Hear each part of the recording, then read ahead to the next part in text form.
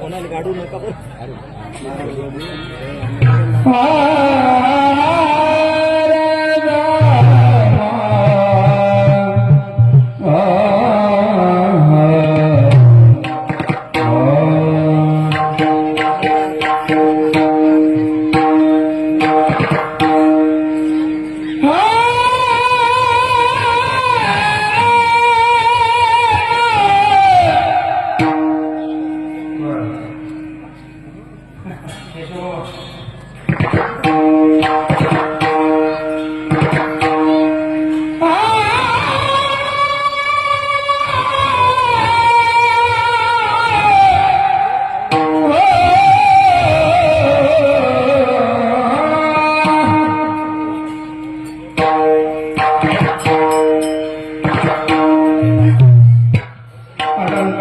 पुण्यभूमी पवित्र तिथे राजा तया ठरिता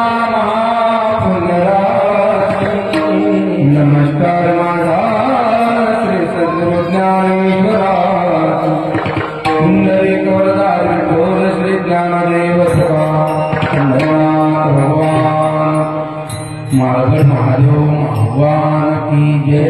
सद्गुरु गजानन महाराज की जय.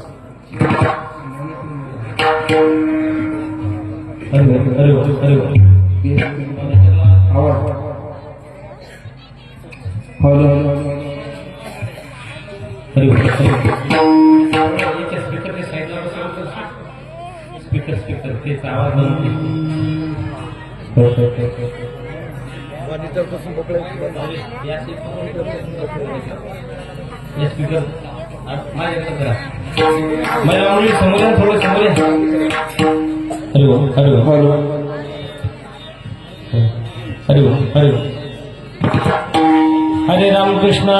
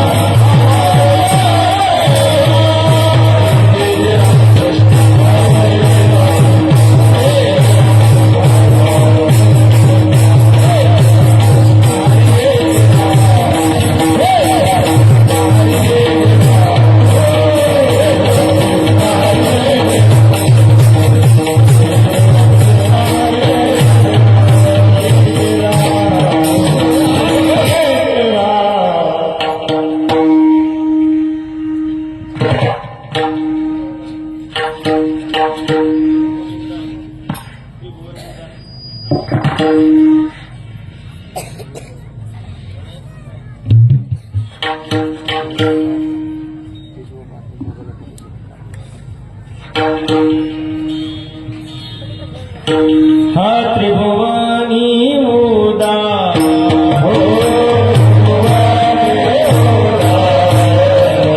त्रिभुवनी उदा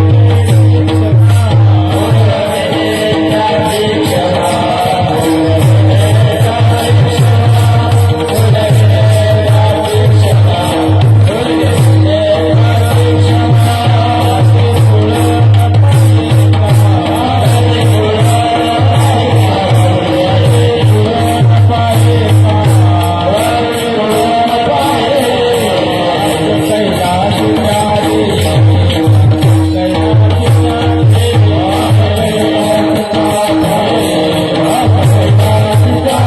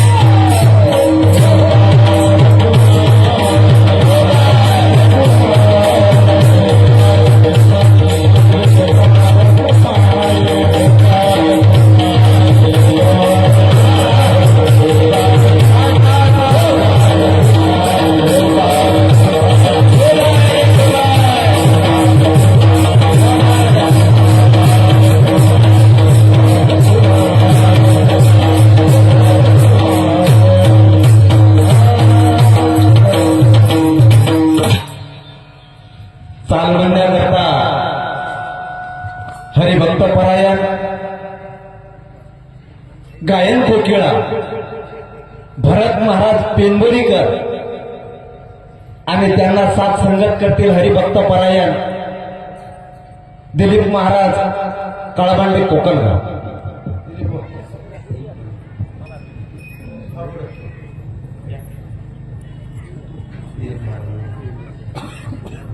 हे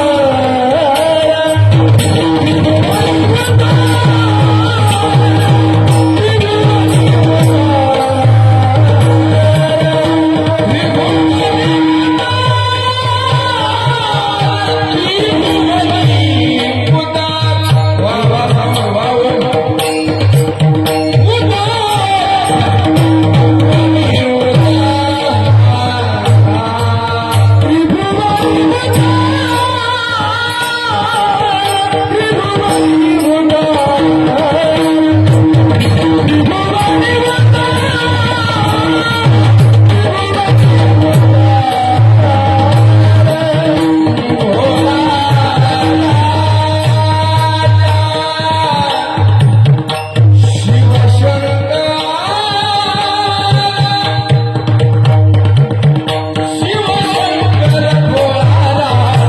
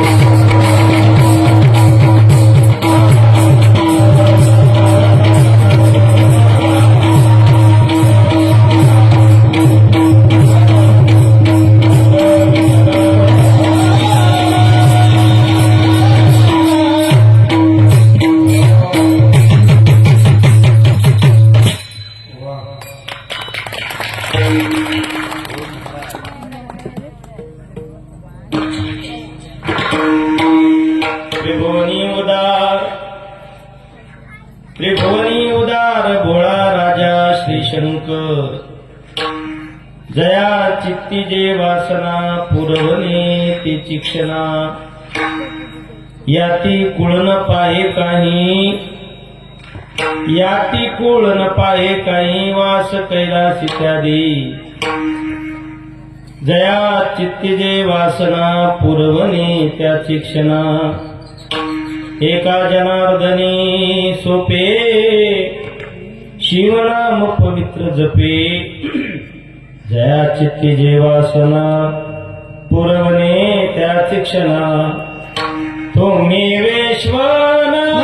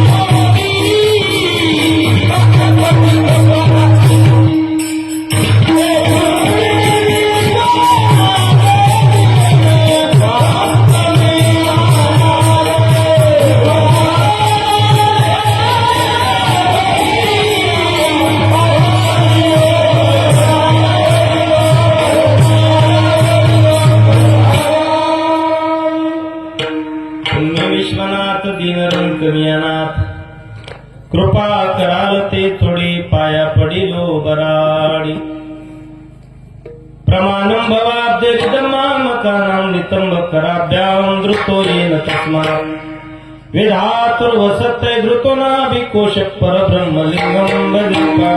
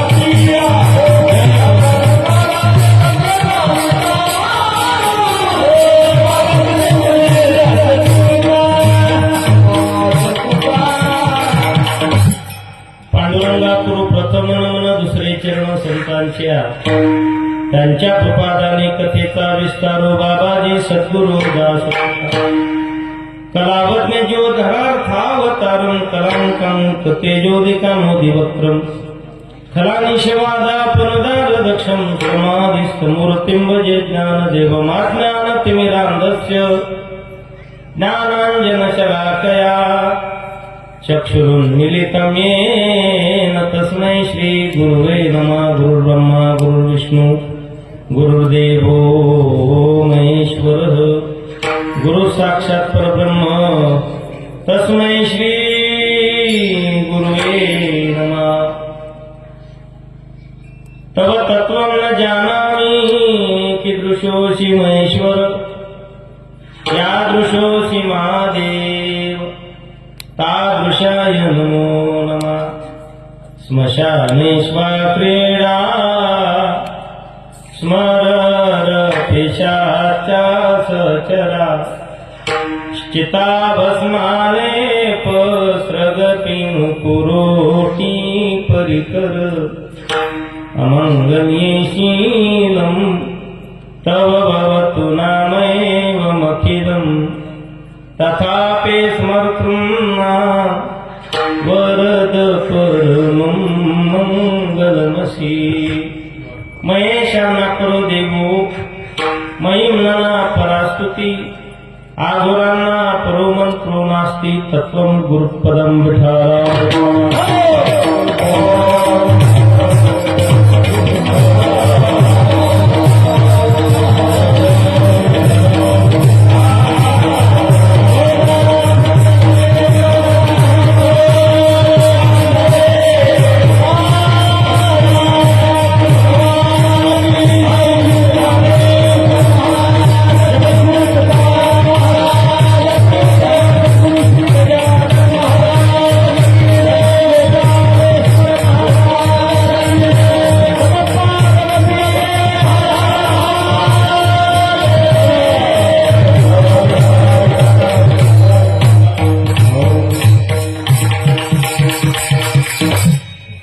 त्रिभुवनी उदार बोळा राजा श्री शंकर जया चित्ती देवासना पुरवणी ते शिक्षणा प्राप्त सेवेकरता निवडलेला अभंग श्रीमंत श्री शांतीब्रह्म एकनाथ महाराजांचा चार चरणाचा सर्वांच्या परिचय आहे आणि भगवान सदाशिवाचं मुक्त कंठाने वर्णन करणारा पवित्र भगवान सदाशिवाच्या नामाचं महात्म्य भगवान सदाशिवाचं स्वरूपाचं महात्म्य आणि भगवान सदाशिवाचा शील स्वभाव वर्तन आदी करून श्री सद्गुरु तुकोनाथ महाराजांनी शिवजींच्या जीवन प्रकाशावर या ठिकाणी प्रकाश टाकलेला सेवेला आरंभ करण्यापूर्वी अल्पसा पर्यायाने माझ्या दृष्टी इष्ट आहे। गेली 3 वर्षापासून श्री क्षेत्र माळगड या भगवान महादेवाच्या या गडावर फार मोठ्या आनंदाने श्री क्षेत्र गोंडेगाव तथा पंचक्रोशी या पंचक्रोशीच्या संयुक्त विद्यमाने सानंद संपन्न होत असणारा आठवडानाम सप्ताह आणि भक्तीचा या ठिकाणी आलेला पूर आणि उपस्थित असणाऱ्या सगळ्या वैष्णव मंडळींची लाभलेली ही उपस्थिती खरोखर अतिशय प्रशंसनीय आहे।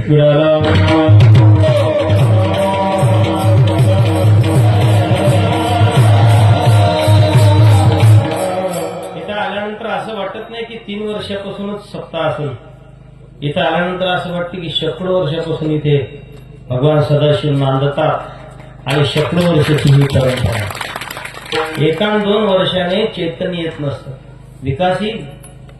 आता शासनाचे भरपूर फंड आहेत, लाखो करोडो रुपयाचा निधी आहे सरकारचा। अ दर्जा आहे, ब दर्जा आहे, क दर्जा आहे, ड दर्जा आहे, 4 प्रकारचे दर्जे। वैधानिक विकास महामंडळ आहे, तीर्थक्षेत्राला सरकारचा विशेष मोदी साहेबांचा भर। पर्यटन टुरिझम या विषयाला सरकारचा फार महत्वाचा फोकस आहे आणि त्यामुळे लाखो करोडो रुपयाचा निधी येऊ शकेल, भौतिक विकास येऊ शकतो पैशाने, परंतु प्रसन्नता ही त्या ठिकाणच्या गावकरी मंडळीच्या सात्विकतेने येत असते। इथे विकासापेक्षा प्रसन्नता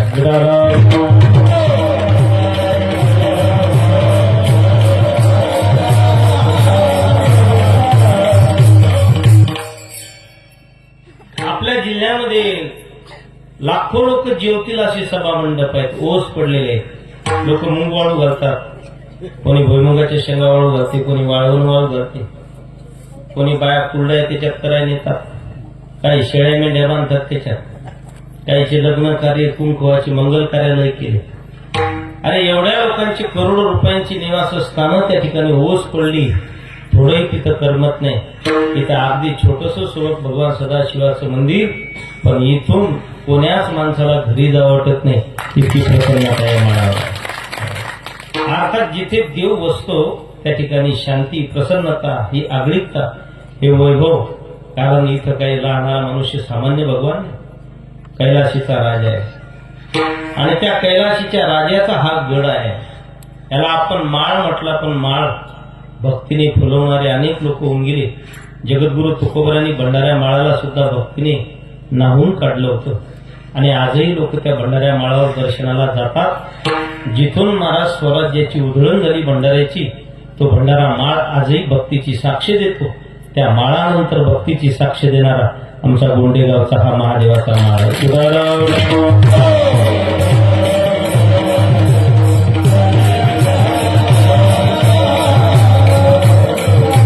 विशेष म्हणजे तरुण मंडळी याच्यामध्ये सहभागी झाली नाही.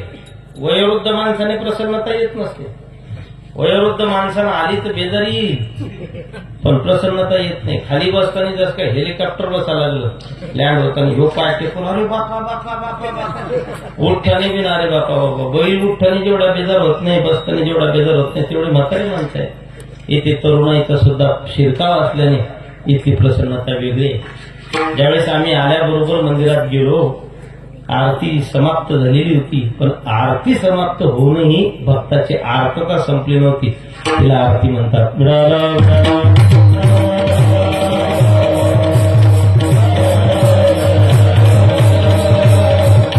काय कोणी ताशे वाजवत होतो, कोणी डफली वाजवत होतो, कोणी टाळ्या वाजवत होतो. एखादं जर त्याच्या टाळ्या वाजवल्या नसताना एखाद्यानं ते हे पोरं त्याला घेऊन वाजवत होते. असे विरश्री चाललेले पोरं होते. अरे जिथून संपूर्ण स्वराज्याची सुरुवात झाली ते भगवान रायरेश्वर आहेत. रायरेश्वराच्या मंदिरातून स्वराज्याची संस्थापना करण्याची त्या ठिकाणी शिवरायांनी मूर्ती मिळवली. आणि त्याच छोट्याशा मावळ्यांपासून आज अख्ख्या हिंदुस्थानामध्ये भगवा ध्वज डौलाने साचतोय. ही त्याचीच नांदी भगवान सदाशिव आहे.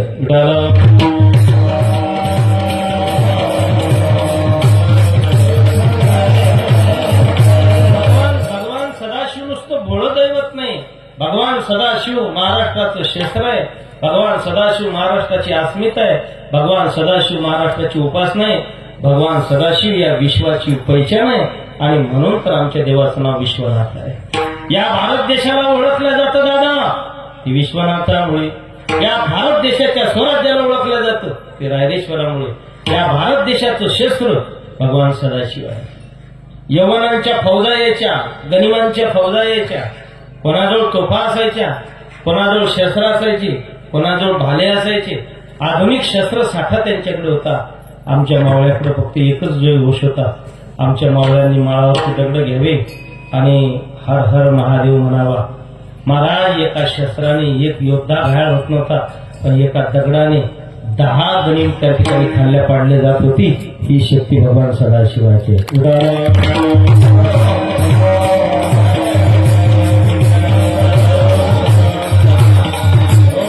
बोलो नमः पार्वती पते.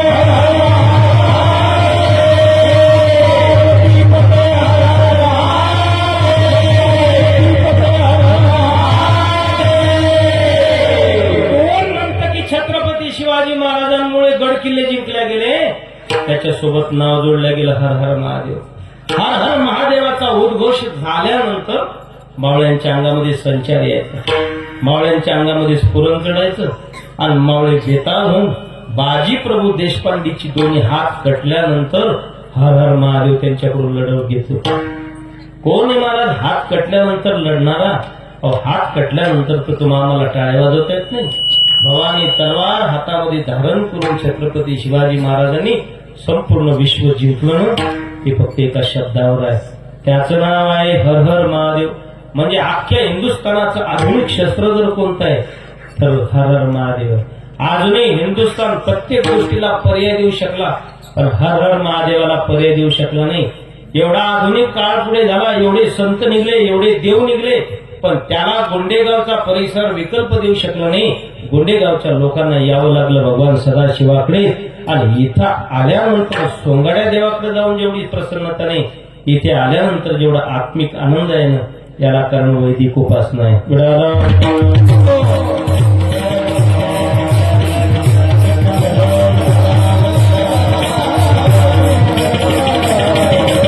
आणि म्हणून या सेवेसाठी आज सगळीच गुणीजन मंडळी उपस्थित आहे. गावातली प्रत्येक तरुण, महिला, अबला, पुरुष, लहान मोठे, थोर, ज्येष्ठ नागरिक सगळेच इथं बसले. एकनाथ शिंदेच्या लाडक्या बहिणी त्या सुद्धा मऊ संख्येने. पण इथं घरा शेजारी कीर्तन आहे, तरी याच्यातले भरपूर झोपलेले. आपल्या घराला लागून कीर्तन, पण तरी घर झोपलेले आहेत त्या बाया. पण या माळावरचं कीर्तन ह्या सोडू शकलं नाही.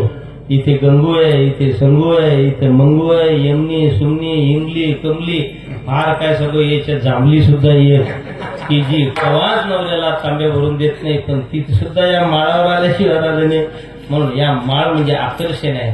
माळगड म्हणजे माळाचं आकर्षण आहे, हे भक्तीचं आकर्षण आहे. ज्या ठिकाणी काही जागा जर आपल्याला बोलवत असतील ना, समजा तिथं देव आलेला आहे, आणि म्हणून तुमच्या भक्तीने माळगड भक्तिमय झालेला आहे. आज या परिसरामध्ये बऱ्याच वर्षापासून वाट पाहणं, ज्या व्यक्तिमत्वाची आपण वाट पाहत होते, ते लाडकं व्यक्तिमत्व महाराष्ट्राची गानकोकिळा, आपल्या विदर्भाची गानकोकिळा भारत महाराज बोरकर सुद्धा उपस्थित झाली. तर टाळ्या वाजवा प्रश्न.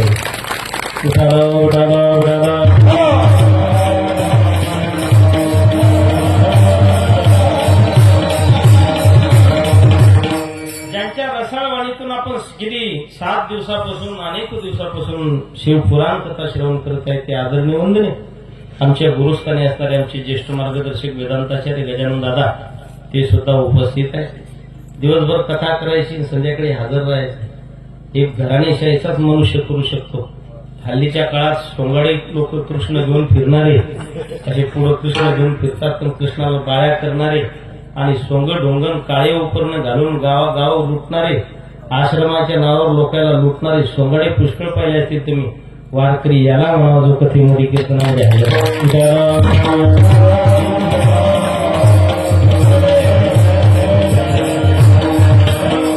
तसेच आमच्या सगळ्या वारकऱ्यांचा आधारस्तंभ आदरणीय आमचे केशवबाबा. केशवबाबा साधा जीवन उच्च विचार बने हमारा हृदय उदार. शास्त्र सांगते की जीवन साधा असलं पाहिजे, राहणे साधे असली पाहिजे, पण अंतःकरणाची उंची अतिशय व्यापक असली पाहिजे. आणि म्हणून अनेक साधकांचे ऊर्जास्थान आमचे केशव महाराज आहेत, आणि आदरणीय महाराज या ठिकाणी उपस्थित आहेत. महाराजांच्याच पवित्र हातातून ज्यांचा ताल आपण या ठिकाणी ऐकत आहेत ते ओम महाराज. महाराजांना टाळ्या वाजवल्याच पाहिजे त्यांच्यासाठी बोलतात. अतिशय सुंदर. महाराजांनीच अनेक मुलांना त्या ठिकाणी चकोरीबद्ध वारकरी संप्रदायाचं शिक्षण दिलं. महाराजही आदरणीय महाराज या ठिकाणी उपस्थित आहेत, आणि ज्यांच्या सुरेल आवाजाने तुम्ही गेली 5 दिवस हा गड नाहून काढला, ते आदरणीय श्री हरिभक्तीपरायत आमचे दिलीप महाराज काळबांडे, ते सुद्धा उपस्थित आहेत. आणि परिसरातील सगळी भजनी मंडळी, आमचे पाटण महाराज असतील, आमचे आदरणीय महाराज असतील, आमचे अर्जुन महाराज असतील, परिसरातील तसंच या वारकरी शिक्षण संस्थेचे आमचे बाल गोपाळ, जे भविष्यातील ज्येष्ठ श्रेष्ठ कीर्तनकार मंडळी, ते सुद्धा उपस्थित आहे. इकडे सुद्धा काही वैष्णव मंडळी उपस्थित आहे. आमची जनाबाई, मीराबाई, मुक्ताबाई ह्या सुद्धा उपस्थित आहेत. काही इकडे बसलेत, काही महाराष्ट्रात बसलेत, काही तिकडे आंध्रात बसलेत. आंध्रात म्हणजे आंध्रात हो 2-4 राज्यातली मंडळी या ठिकाणी बसलेली. आपल्या सगळ्यांच्या चरणी विनम्र भावाने नतमस्तक होतो, आणि या निर्दुष्ट कीर्तन परंपरेला त्या ठिकाणी आरंभ करतो.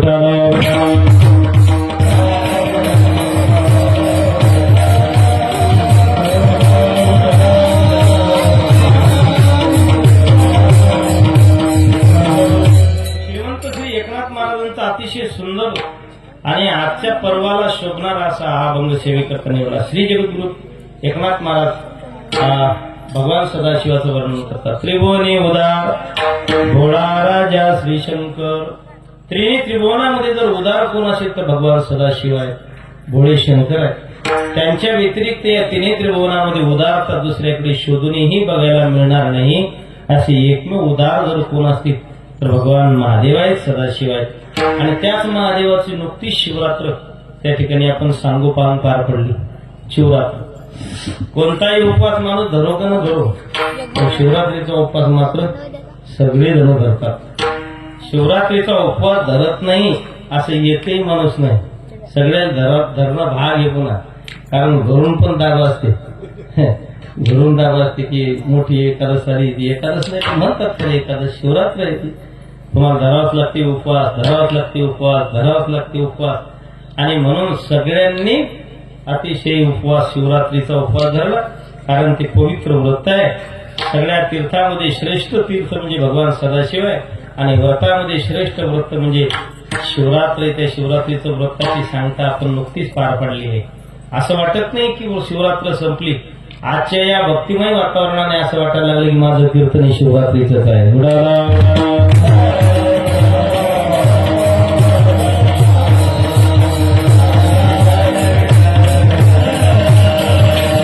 अतिशय आनंदाचं हे वातावरण आहे, आणि शिवरात्रीच्याच कीर्तनासारखं आपल्याला हे व्रत पार पडायचं.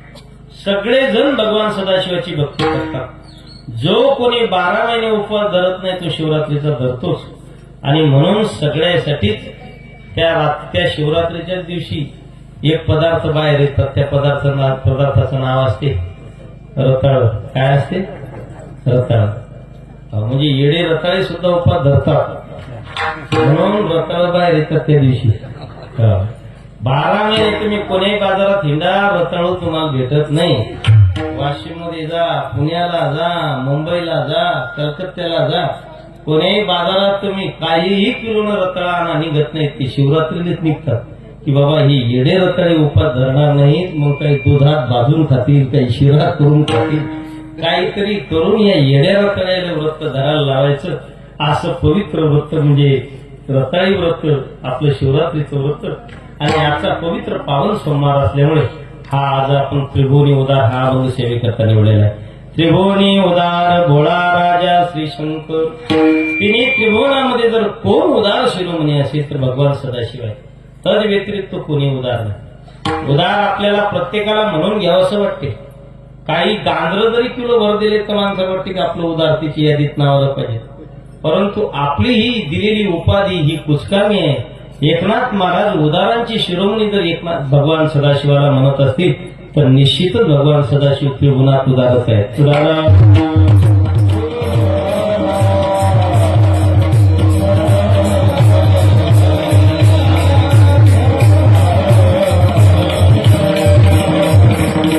भगवान सदाशिवासारखा उदार त्रिभुवनामध्ये शोधून सापडत नाही आपल्याला. पण नुसते भगवान सदाशिवाचा मूळ विग्रहच उदार यासारखं नाही.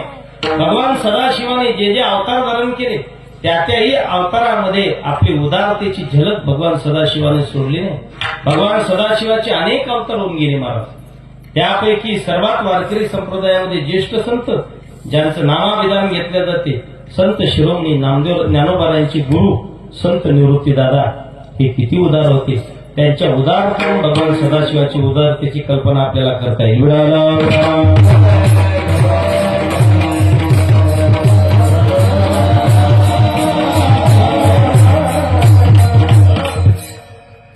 आतापर्यंत आपण सगळेजण अभंग म्हणत आहोत. आदिनाथ गुरु सकळ सिद्धांचा मच्छिंद्र तयाचा मुख्य शिष्य.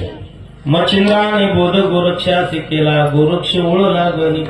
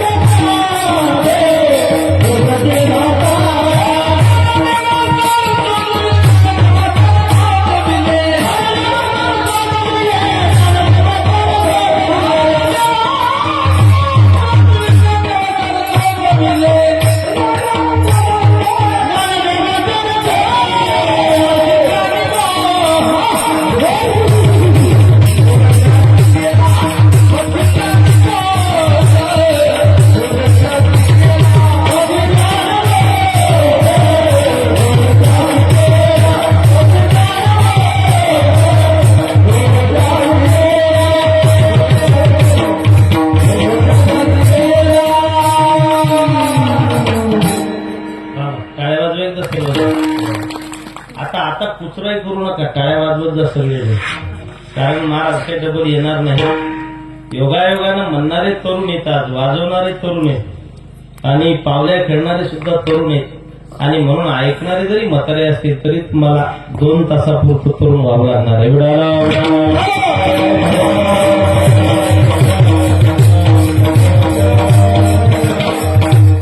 सदाशिवाची उदारता आपण पाहत आहोत महाराज. विविध प्रकारचे दाखले देऊन आपल्याला पाहिजे. महादेव किती उदार आहे.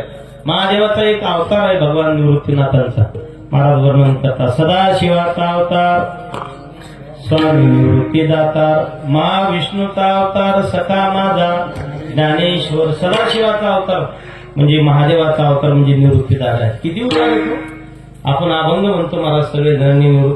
आमच्या आदरणीय महाराजांनी प्रमाण सुद्धा दिलं. गैनी प्रसाद निवृत्तीदातार ज्ञानदेवे सार चोजळी. आतापर्यंत एक गुरु एक शिष्य अशीच परंपरा चालू. मच्छिंद्राने गोरक्षाने बोधक गोरक्ष मच्छिंद्राने बोधक गोरक्षाशी केला. गोरक्ष गोरक्षनाथाने गैनीनाथाला, गैनीनाथाने निवृत्तीनाथाला. एक शिष्य एक गुरु हाच रूढ प्रचार त्या ठिकाणी महाराज सगळ्या विश्वामध्ये प्रसिद्ध झाला होता. अक्षरशः शेवटी हा ज्ञान योग निवृत्तीदादांपर्यंत येऊन पोहोचला. आणि निवृत्तीदादापर्यंत येऊन पोहोचल्यानंतर ज्ञानोबरायांना मात्र या बोधाच्या महाराज प्रसरायला त्या ठिकाणी छेद द्यायचा होता. ज्ञानेश्वर महाराज म्हणजे काही सामान्य नाही. लोपले ज्ञान जगी वितनेन कोणी अवतार पांडुरंग नावठी दिने जमानी आरती ज्ञान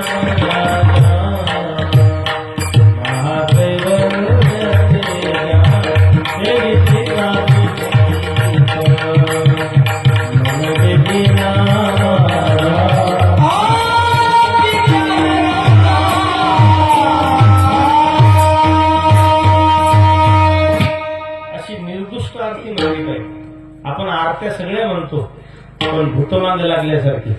आणि त्याच्यामुळे आरतीचे अर्थ आपल्याला कळत नाही. त्याच्यात तर काय म्हणतात आरती गेली तर चालते पण तरी कधी आरती सोडायची नाही. आपल्या भागामध्ये यशवंतराव नावाचे साधू होऊन गेले नवघरे पांगरीला. महाराजांना विचारा ती म्हणजे त्याची बायको काकडा आरतीमध्ये गेली तरी महाराजांनी वळून पाहिले नाही. काकडा आरती सिद्धीला नेली. असे महात्म्य आपल्या परिसरामध्ये आहे. आर्ततेनं गातात त्याला आरती म्हणतात. ज्ञानोबारांचा विषय पाहतो आपण. ज्ञानोबारा एवढे उदार झालो. आपण म्हणतो कृपाळ उदार माझा ज्ञानेश्वर. सगळेजण आपण म्हणतो पण मुळात ही जी उदारता आहे ही भगवान महादेवाची आहे. एक शिष्य एक गुरु असेच हा प्रचार चालू होता. हा ज्ञानाचा महाराज त्या ठिकाणी प्रसरण चालू होतो. एके दिवशी काय झालं. विठ्ठल पंताने आईसाहेब रुक्मिणी माता त्या ठिकाणी देहांत प्रायश्चित्ताला चालले. विठ्ठल पंताने आईसाहेब रुक्मिणी माता ज्यावेळेस देहांत प्रायश्चित घेण्यासाठी निघाले ना शास्त्राची आज्ञा होती म्हणून देहांत प्रायश्चित घ्यावं लागलं. उगाच आत्महत्या करू नका. छोट्या छोट्या गोष्टीसाठी कंटाळून आत्महत्या करू नका. काल आपण पेपरवर बातमी पाहिली असेल. एका 50 रुपयाच्या भांडणासाठी अकोल्याला नीटच्या पोराने आत्महत्या केली. 50 रुपयाचे भांडण. अरे बावळट हो. 50 रुपयाच्या भांडणासाठी जर तुम्ही आत्महत्या करत असेल या शहराचं महत्व कळालं का तुम्हाला. आई वडिलांनी 50 लाख रुपये भरले असते. 50 रुपये कर्जासाठी जर पोरगा आत्महत्या करत असेल ही सोच कुठे आहे. आणि म्हणून आपण सगळ्यांनी सजग होणं गरजेचं आहे. विठ्ठल पंत आईसाहेब रुक्मिणी माता आत्महत्या करायसाठी गेले नाही. महाराज देहांत प्रायश्चित्त घेतलं. कशासाठी. शास्त्रात नाही. शास्त्र म्हणेल ते सांडावे वरे राज्य तृण मानावे येरू मनितलाई घ्यावे विषयी विरू.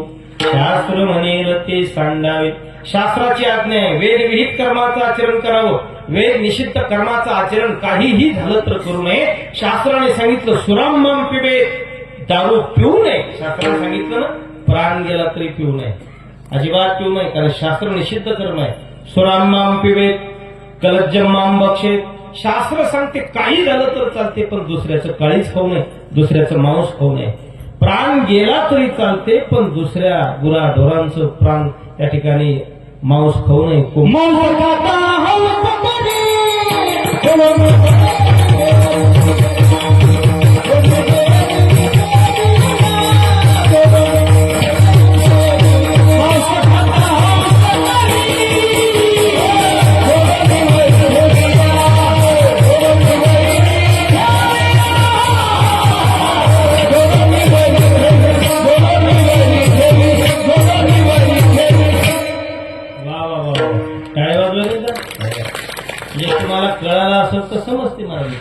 मांस खाता हौस करी जोडोनी वैरी ठेवेला.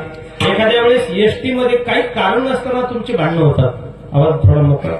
काही कारण नसताना तो भांडण करतो, खाली पाडतो, छातीवर बसतो आणि दप आपल्याला मारतो ना, समजायचं तुमचा पूर्वीचा वैरी आहे आणि तुमचा बदला घेतोय. एकदम व्यवस्थित आहे. मांस खाता हौस करी जोडोनी वैरी ठेवेला. काही कारण नसताना शेजारी तुमच्यासोबत भांडण करत असतील, चार भाऊ आहेत एकत्रित येतात ना, बदबद आपल्याला मारतात ना, पूर्वजन्मीचा वैरी आहे. तुम्ही मांस खाता ना, पहिल्या जन्मातले तुम्ही वैर तुमचे. महाराज लक्षात घ्या, पूर्वजन्माचं वैर काढून एखादी बाई सहज भांडणं मिटवायला जाते. हो, दोन बायाचे सकाळी सकाळी भांडणं लागले. ती म्हणली संगू, ती म्हणे काय व गंगू, जाऊ दे माय, घे माग. आणि माघार घ्यायला गेली, दोघी म्हणू लागल्या खरं भांडण तिनं लावलं. काही कारण नसताना दोघींनी युती केली आणि दोघी जणीनं महाराजीला असं लुसलं, हिरवी पिवळी होस तर हल्ली.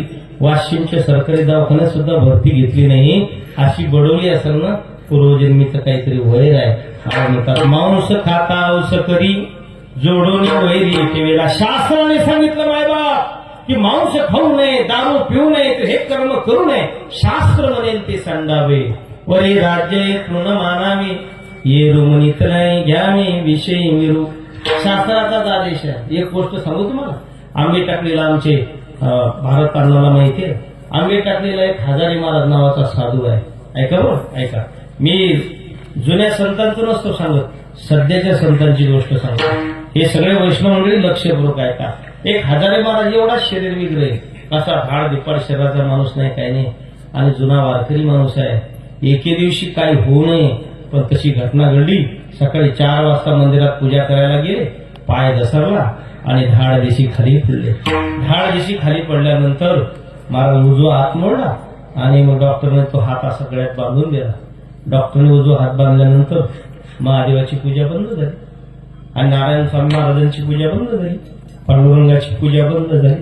आणि महाराजांना गावातून डबे होते प्रत्येकाच्या घरी, एकेका घरून एक एक डबा होता असा प्रत्येकाचा. एक बाई महाराजांना लागलं बाप्पा, बदामाचा शिरा करून आणला. साधूवर लोक प्रेम करतात खूप, तर साधूनं पायरीन जायला पाहिजे. साधूनं आश्रमाच्या नावावर झोळ्याची भीक मागून समाज लुटायचं काम करू नये. माझी गोशाळा आहे, माझा आश्रम आहे, माझ्या अनाथ आश्रम सांभाळतो असे पोरं हे, अरे शिवशंकर हो कितीतरी फुकट पोरांना सांभाळतात. काही लोचाळ संस्थेवाले चक्क आई वडील असताना अनाथ सांगतात आणि अनाथ म्हणून त्यांचे पैसे उगाळतात. तरी तुम्हाला घम नाही. लक्षात घ्या तुम्ही काय चालू आहे. महाराज लोकांनी व्यवस्थित काय, बदामाचा शिरा आणला, महाराजांना खायला दिला, पण बाई सात्विक होती, बाईने खाऊ घातला आणि महाराजाला तर परत काही प्रश्न पडला नाही. दुपारी ज्याच्या घरी डबा होता त्या बाईने डबा आणला आणि महाराजांना खायचं, तर महाराजांचा उजवा हात बांधलेला. शास्त्र सांगते उजव्या हाताने जेवण करावं, डाव्या हाताने जेवण करू नये. आणि मग शास्त्रानं जर सांगेल असं उजव्या हाताने जेवण करावं, तर माझा उजवा हात बांधेल, नाही जेवण करणार. 3 दिवस डबे जसेच्या तसे. लोक म्हणतात महाराजांना आज का जेवले नसतील, सोमवार असं. दुसऱ्या दिवशी का जेवले नसतील, लोक म्हणत महाराज पडल्यामुळं महाराजांच्या शरीरामध्ये कणकणी असेल, महाराजांना भाकर गोड लागत असेल. तिसऱ्या दिवशी जेवले नाही आणि तिसऱ्या दिवशी जेवल्यानंतर एक भक्त आला. त्याने विचारलं, बाबा अहो तुम्ही डबे दररोज वापस पाठवता, काय मिळेल? बाबाने सांगितलं, अरे शास्त्र सांगते उजव्या हाताने जेवू नये, डाव्या हाताने जेवू नये, उजव्या हाताने जेवण केलं पाहिजे. आणि उजवा हात माझा बांधलेला आहे आणि म्हणून मी कसं जेवण करू? एक सामान्य वारकरी उजव्या हाताने जेवण करावं हा नियम जर पाळत असेल, हात बाधित झाला तरी डाव्या हाताने जेवण नाही. मला बाकीचा विषय सांगायचा नाही. शास्त्राज्ञा किती महत्वाची. शास्त्र म्हणेल ते सांडावे, वरी राज्य ये तृण मानावे, येरू म्हणित नाही घ्यावे विषयी गुरु. आणि म्हणून विठ्ठलपंत नाईसाहेब रुक्मिणी माता देहांतपुरा शीतला चालले. विठ्ठलपंत दरवाज्यात उभे राहिले आणि आईसाहेबांना मात्र काही जावे ना. सोन्यासारखी लेकरं होते. अशी लेकरं येत नाही. हे पोरं संस्थेत टाकतात, मायबाप किती काळजी घेतात याची. लहान लेकरं असते घरी, बाई शेतात चालली तर 3 ठिकाणी लक्ष ठेवून जाते. गंगूमाय मा बब्यावर ध्यान ठेव बरं, मा बब्याला आवडे बरं बाई. बब्या म्हणजे साधारण नाहीच ना, कीर्तन कवाच ऐकलं नाही ना. हिनं मिथुनचेच पिक्चर पाहिले. आता टीव्ही पाहायचं नाही, गर्भ असताना हिनं मिथुनचे पिक्चर पाहिल्यानंतर पोरग कुथून उडे आणणार नाही तर काय. आणि मग म्हणते माय असं काऊन झालं मी थुनच ना रात्रंदिवस मी थुनच होता डोळ्यासमोर आणि म्हणून कुठून उड्या आणत जाय तिचा बघाय बाई ध्यान ठेव बरं मी वावरात चालले व हळद काढायचं काम चालू आहे ध्यान ठेव आणि म्हणता ध्यान याच्यासाठी ठेवायचं काल मा बघ्या आडात पाय घालून बसला होता घरा शेजारी होती आणि आडात पाय घालून बसला होता काट्ट फाराव खेळे आडात पाय घालून बसल आणि मग कमी जास्त झालं तर पडेल माय आणि म्हणून तू ध्यान ठेव दुसऱ्या बाईकडे काम देते 4 तास वावरात जाते फक्त 4 तासात वावरात जायचं तर 3 तास तीन बायाकडे जबाबदारी देते आणि ती तिसऱ्या बाई दुसऱ्या बाई सांगते बाई शाळेतून येईल त्याला दरवाजा उघडता येणार नाही आणि आमच्या नवऱ्याला तर शिकळ अक्कल नाही दरवाजा बापाच्या काळापासून तोच दरवाजा आहे त्याचा दरवाजा होता डबल फाळीचा उघडली कडी की असं जात जायचे पाय माग आम्ही लहानपणी आमचा तसाच दरवाजा होता दरवाजा उघडला आणि दरवाजेवर जुन्या काळात काय लेवल करायला काही बुद्धीच नव्हती ना लेवल मध्ये असं आता काही लेवल मध्ये ट्यूब लेवल अशी बरोबर असे धवाडा असायचे मागं पुढे दरवाजा उघडला की कडी सगळं माणूस आत जात आहे ती माणसं चांगल्या कलरची चांगल्या ताकदबाज होते जुन्या काळात म्हणून जमलं या काळातला माणूस जर दरवाजा उघडल्याबरोबर असं गेलं ना तर तसंच दवाखान्यात घालून द्यावं लागत परंतु महाराज बाई सांगते हा बाब्या दरवाजाच्या भीतीवर चढतो कुलूप उघडायचा प्रयत्न करतो तू कुलूप उघडून दे आणि तिसरीकडे जबाबदारी देते बाई पाय बाब्या शाळेतून येईल त्याला कुलूप तो उघडता येत नाही त्याचं सांगितलं पण तू एक काम कर तो शाळेतून आला ना की त्याला जेवणाचं पण नीट समजत नाही काल बाई असं ताट मी ठेवलं तर मांजरानं ते लोटून दिलं आणि मांजरानं ताट चाटलं आणि पोरग उपाशी राहिलं म्हणून मी ताटावर काय ठेवलं एक 4 पायल्याचं टोपलं त्याच्यावर पाटा त्याच्यावर वरवंटा ठेवला तू जर तो घरी आला ना तर तो पाटान वरवंटा खाली उतरून ठेव कारण त्याच्या पायावर पडला तर त्याच्या बोटाला लागत 3-4 तास वावरात जायचं तर 3 बायावर जबाबदारी माय सोपवते ध्यान तपराशीतला जाणारी माय ज्ञानेश्वर महाराज सारख्या लेकरांना सोडून कशी बरं जाईल एकीकडे निवृत्ती दादा होते एकीकडे